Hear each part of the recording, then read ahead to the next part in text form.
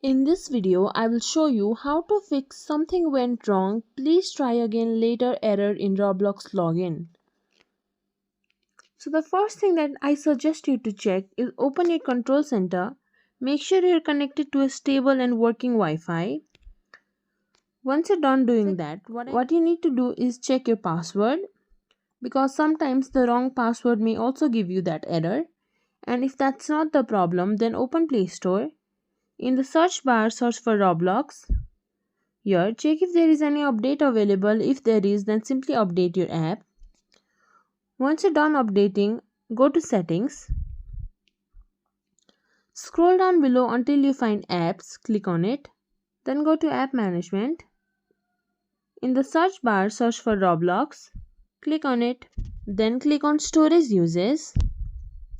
Here you will find Clear Cache written in bright red. Simply click on it. Now you can go ahead and try to relaunch the app, and if it's still not working, it could be the Roblox server error. What you can do is simply wait a few moments, few hours, then it might start again.